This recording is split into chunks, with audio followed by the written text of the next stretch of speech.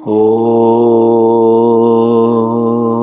नमो भगवते वासुदेवाय। ॐ नमो भगवते वासुदेवाय।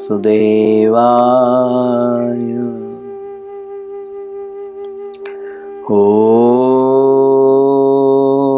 नमो भगवते वासुदेवाय।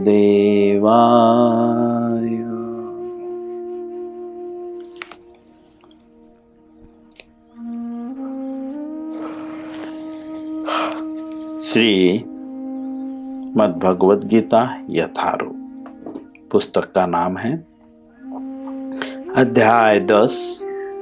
अध्याय का नाम है श्री भगवान का ऐश्वर्य। श्लोक संख्या 30। सभी लोग मेरे पीछे इस श्लोक को उच्चारण करने का प्रयत्न करेंगे यथा संभव। सभी लोग, जैसा कि मैं बार बार कहता हूं, श्लोक जो है यह भगवान के मुखारविंद से निकला हुआ है। ओम पूर्णमदः पूर्णमिदं पूर्णात् पूर्णमुदच्यते पूर्णस्य पूर्णमादाय पूर्णमेवावशिष्यते। भगवान से जो कुछ भी उद्भूत है वह पूर्ण है, ठीक है। और पूर्ण की संगति से रहने से जो है हम भी पूर्ण हो जाएंगे।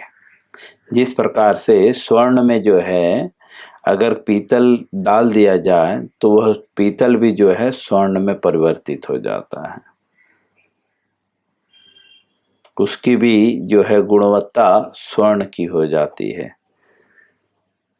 उसी प्रकार से भगवान के वाणी, भगवान के गुण, लीलाएं और उनकी सेवा में थोड़ा सा भी जो है हमारा अनुदान हमें शुद्ध बना देता है। इसीलिए कहा जाता है कि भक्त और भगवान में तो दिव्य गुण होते ही हैं, लेकिन भक्त जो है भगवान की संगति के कारण जो है उसमें भी दिव्य गुण आ जाते हैं। तो यह शब्द नहीं, समझे, साक्षात ये पर ब्रह्म है। और इन श्लोकों के एक शब्द का उच्चारण भी कृष्ण आपकी जीवा पे विराजित होते हैं, क्योंकि कृष्ण और कृष्ण के नाम, गुण, लीलाएं जो हैं कृष्ण से अभिन्न हैं, ठीक है। इसीलिए जब हम भगवद गीता के श्लोकों का उच्चारण करें तो आप हमेशा यह स्मरण करें कि हम कृष्ण के नाम का उच्चारण कर रहे हैं, ठीक है, नाम का आस्वादन ले रहे हैं, ठीक है। जैसा कि इस अध्याय में भगवान यही बात बता रहे हैं कि हमारी चेतना कहाँ कहाँ पे क्या क्या होनी चाहिए। जैसा कि अर्जुन ने पूछा था भगवान से भगवत गीता के 10वें अध्याय के 17वें श्लोक में कि मैं किस तरह आपका निरंतर चिंतन करूं और आपको कैसे जानूं, हे भगवान आपका स्मरण किन किन रूपों में करूं। तो उसी चीज को भगवान बताते हुए बहुत सारी बातें बताते हैं कि किस किस रूपों में मेरा चिंतन करें और मुझे कैसे जाने, समझे। अब इस श्लोक में भी भगवान यही बात बताते हैं कि हम भगवान को कैसे जाने।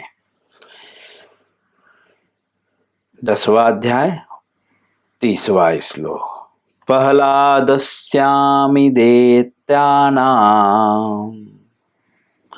कालः कलयतामहम् मृगाणां च मृगेन्द्रोऽहम् वैनतेयश्च पश्यिणा।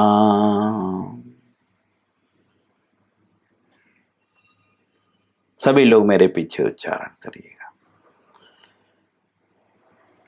मुंह पे हाथ न रखकर जो कान तक पहुंचा है त्रुटि पूर्वक ही सही उसका उच्चारण करें। पहलादस्यामि दैत्यानां कालः कलयतामहम् मृगाणां च मृगेन्द्रोऽहम् वैनतेयश्च पश्यिणा। पुनः एक बार।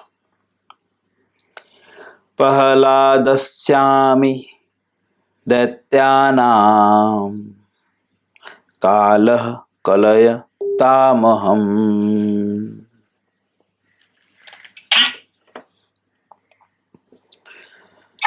मृगाणां च मृगेन्द्रोऽहम् वैनतेयश्च पश्यिणा। शब्दार्थ, अनुवाद और तात्पर्य। शब्दार्थ। पहलादः अर्थात प्रहलाद, च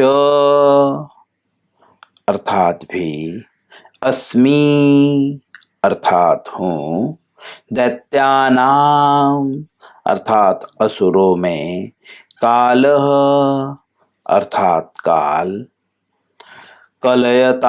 कलयताम अर्थात दमन करने वालों में,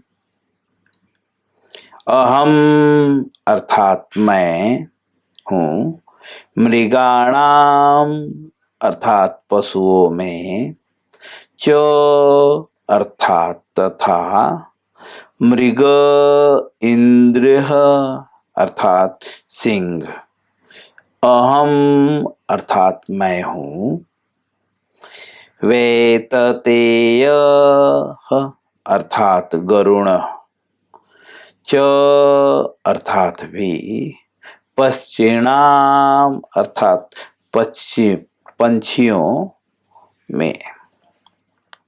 अनुवाद। दैत्यों में मैं प्रहलाद महाराज हूँ, दमन करने वालों में काल हूँ, पशुओं में सिंह हूँ और पक्षियों में गरुड़ हूँ।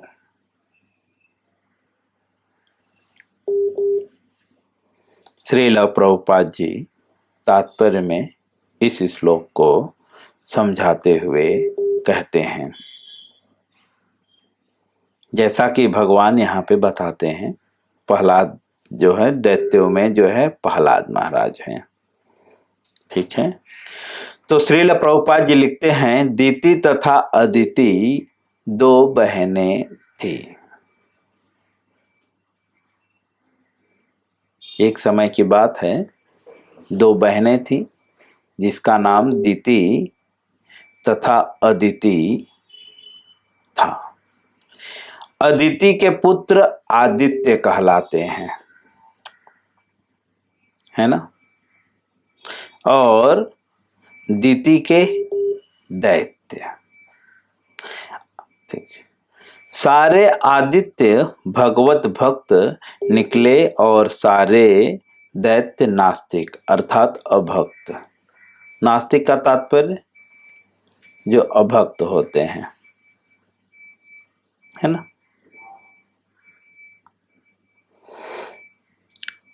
दो प्रकार के लोग होते हैं समाज में, आस्तिक और नास्तिक। आस्तिक मतलब जो भगवत भक्त होते हैं। आजकल बहुत सारे लोग स्वयं को आस्तिक बोलते तो हैं लेकिन होते नहीं हैं। ठीक है। आज के समाज में व्यक्ति बोल कुछ रहा है और कर कुछ रहा है, लेकिन शास्त्र के अकॉर्डिंग भक्ति की परिभाषा हम भली भांति जानते हैं, है ना। शास्त्रों में जब भक्त शब्द की व्याख्या होती है तो जैसे कि चोर, चोरी करने वाले व्यक्ति को क्या कहते हैं? चोर कहते हैं, है ना। रक्षा करने वाले व्यक्ति को पुलिस कहते हैं, बिजनेस करने वाले को बिजनेसमैन कहते हैं, बनिया कहते हैं। उसी तरह से जो भक्ति करता है उसे क्या कहते हैं? भक्त। किसे भक्त कहते हैं? जो भक्ति करता है। भक्ति का अर्थ क्या है? जैसा कि हम भगवत गीता में पढ़ चुके हैं, श्रील प्रभुपाद जी जो है भगवत गीता के 6वें अध्याय के अंतिम श्लोक 47वें श्लोक में तात्पर्य में गोपाल तापनी उपनिषद का श्लोक जो है कोड करते हुए कहते हैं भक्ति का अर्थ क्या है। चलिए हम वहां पे जानेंगे। 6वें अध्याय के अंतिम श्लोक, 6वें अध्याय के अंतिम श्लोक के तात्पर्य में श्रील प्रभुपाद जी लिख रहे हैं कि भक्ति का अर्थ है भगवान की सेवा। भक्ति का क्या अर्थ है? भगवान की सेवा, जो इस जीवन में या अगले जीवन में भौतिक लाभ की इच्छा से रहित होती है। भक्ति का क्या अर्थ है? भगवान की सेवा। लेकिन कैसे सेवा? बोलते हैं भौतिक लाभ की इच्छा से रहित। कोई मटेरियल डिजायर नहीं होता। भौतिक मतलब, भौतिक क्या है? भगवान भगवत गीता में बताते हैं भूमि रापो नलो वायु खम मनम बुद्धिरेव च अहंकार इति मन्ये भिन्ना प्रकृति अष्टधा। भगवान की 2 प्रकार की शक्तियां हैं, ठीक है। एक तो भौतिक, एक आध्यात्मिक। तो भौतिक शक्तियां कौन सी हैं? भूमि रापो नलो वायु खम मनम बुद्धिरेव च, अर्थात जो पंच तत्व आकाश, जल, भूमि और मन, बुद्धि, अहंकार। तो यहाँ पे जब भौतिक शब्द का प्रयोग हो रहा है कि भौतिक लाभ की इच्छा से रहित, अर्थात ये पंच तत्व जिससे यह शरीर बना हुआ है, पृथ्वी, अग्नि, जल, वायु, आकाश, इन सब से यह शरीर बना हुआ है। और मन, बुद्धि, अहंकार, इससे संबंधित कोई भी इच्छा नहीं रहती। रहित मतलब नहीं रखना है। बट हमारी सारी इच्छाएं तो इसी से संबंधित है ना। हम मन के लिए कर रहे हैं, अपने मन की तुष्टि के लिए कर रहे हैं, अहंकार को तृप्त करने के लिए कर रहे हैं, बुद्धि को भी तृप्त करने के लिए कर रहे हैं। लेकिन क्योंकि मन, बुद्धि, अहंकार ये तीनों इसमें आते हैं। भगवान बोलते हैं भगवत गीता के कौन से श्लोक में, कौन मुझे बताएगा? कौन से अध्याय के कौन से श्लोक में यह बात बताते हैं? भूमि रापो नलो वायु खम मनम बुद्धिरेव च। 7वें अध्याय के 4था श्लोक। 7वें अध्याय के 4थे श्लोक में देख लेते हैं हम। बिल्कुल सही कहा आपने। 7वें अध्याय के 4थे श्लोक में बताते हैं कि ये जो मेरी जो है भौतिक शक्ति है, तो इसमें मन, बुद्धि, अहंकार भी आ रहा है। अर्थात दूसरे शब्दों में जो भक्त है वह न मन के आधार पे न बुद्धि, अपना बुद्धि नहीं लगाता, वह कृष्ण की बुद्धि के अनुसार जैसा भगवान ने कह दिया है बस वैसा करता है। न वो बुद्धि के लिए कार्य करता है, न मन के लिए कार्य करता है, न अपने अहंकार को तृप्त करने के लिए कार्य करता है। तुष्ट अर्थात संतुष्टि के लिए। और न जो है इस शरीर, यह शरीर जो पंच तत्व से बना है, मन, बुद्धि, पृथ्वी, जल, अग्नि, वायु, आकाश, इसके लिए वह कार्य नहीं करता। समझिए, मतलब इन सब की लाभ नहीं उसे चाहिए। न खुद के मन के लिए लाभ चाहिए, न बुद्धि के लिए लाभ चाहिए, न अपने अहंकार के लिए लाभ चाहिए, न इस शरीर के लिए वह लाभ की इच्छा रखता है। ऐसी प्रवृत्ति से मुक्त होकर मनुष्य को अपने मन को परमेश्वर में लीन करना चाहिए। यह भक्ति की परिभाषा है, यह भक्ति का अर्थ है। और जो भक्ति करता है उसे भक्त कहते हैं, है ना। तो सारे अदिति के जो पुत्र थे वे भगवत भक्त निकले, और जो है अभक्त अर्थात जो ठीक इसका उल्टा, वो शरीर के लिए ही सब कुछ करता है, मन को तुष्ट करने के लिए करता है, बुद्धि को संतुष्ट करने के लिए करता है, और अहंकार को संतुष्ट करने के लिए करता है। लेकिन जो भक्त होता है वो अपनी बुद्धि नहीं लगाता, वो बस एक जानता है मैंने मेरा कर्तव्य कर दिया है, बाकी भगवान जाने सक्सेस होंगे या नहीं होंगे। तो जो दिति के पुत्र थे, जो दैत्य कहलाते हैं, जो है वे लोग जो है नास्तिक अर्थात अभक्त निकले, जिसमें हिरण्यकश्यपु हैं और भी बहुत सारा। यद्यपि श्रील प्रभुपाद जी ऑप्शन दे रहे हैं, यद्यपि अर्थात ये सब नास्तिक थे तो भी प्रहलाद महाराज का जन्म दैत्य कुल में हुआ था। समझे? दैत्य मतलब असुर, है ना, जो नास्तिक हैं, जो अभक्त हैं। तो प्रहलाद महाराज का जन्म कहाँ हुआ था? अभक्त परिवार में। कुल मतलब परिवार,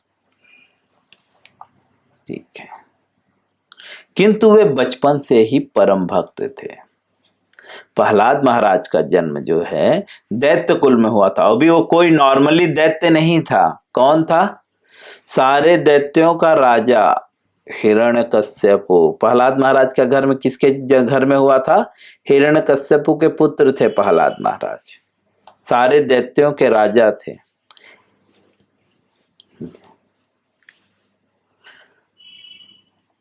सोचिए, हमारे माता पिता तो या हमारे बच्चे तो अभी इतने बड़े दैत्य हुए ही नहीं, तो हम बहुत भाग्यशाली हैं। श्रील प्रभुपाद जी लिखते हैं कि वे बचपन से ही भक्त थे। बचपन मतलब जन्म जैसे हुआ उसके बाद ही वे भक्त बन गए। अपनी भक्ति तथा देवी गुणों के कारण वे कृष्ण के प्रतिनिधि माने जाते हैं।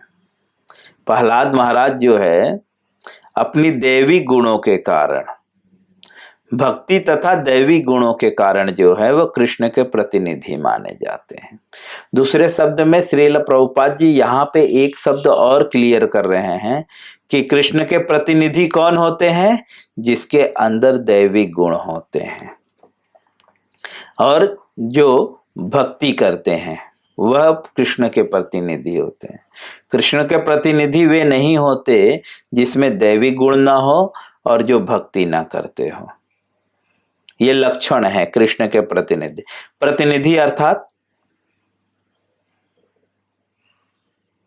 जैसे रिप्रेजेंटेटिव। हाँ बिल्कुल। जैसे कि मैं इस्कॉन में सेवा करता हूं तो इस्कॉन को प्रेजेंट करता हूं, तो मैं इस्कॉन का एक प्रतिनिधि हूं। उसी प्रकार से हर व्यक्ति अपने परिवार का प्रतिनिधि होता है। लेकिन प्रतिनिधि का तात्पर्य जो अगर कोई कृष्ण का प्रतिनिधि है अर्थात वह कृष्ण की भक्ति कर रहा है। और भक्ति का मतलब क्या है? किसी भी प्रकार की भौतिक लाभ की इच्छा नहीं। अगर उसके अंदर भौतिक लाभ की इच्छा है तो वह कृष्ण का प्रतिनिधि नहीं है। अगर वह अभ्यास कर रहा है तो अच्छी बात है, नहीं तो ऐसे लोगों से सदैव सावधान रहना चाहिए। नहीं तो क्या होगा? संगति संजायते कामो, संगति से काम उत्पन्न होगा और काम एष क्रोध एष, काम से क्रोध उत्पन्न होगा। फिर उससे क्या होगा? रजोगुण समुद्भव है ना। और ये काम और ये क्रोध क्या है? तो बोलते हैं महासनो महापापमा विद्येन वैरिणाम। ये जो है काम और क्रोध जो है बहुत बड़े पापी शत्रु हैं, समझे। और जो पाप करता है वो कहाँ जाता है? हमने इसके पूर्व पढ़ लिया है कुछ श्लोक में, है ना। कहाँ जाता है? पिछले श्लोक में ही हमने पढ़ा है समथिंग। यमलोक में जाता है, पापी लोग यमलोक में जाते हैं, है ना। तो अब हमने सिर्फ कामी व्यक्ति की संगति की, कामी व्यक्ति मतलब ऐसे व्यक्ति, दुराचारी या जो भक्त नहीं है, ऐसे व्यक्ति की संगति करने से क्या हुआ? काम उत्पन्न हो गया। और ये काम और जो क्रोध जो है ये सर्वभक्षी पापी शत्रु हैं, समझे। और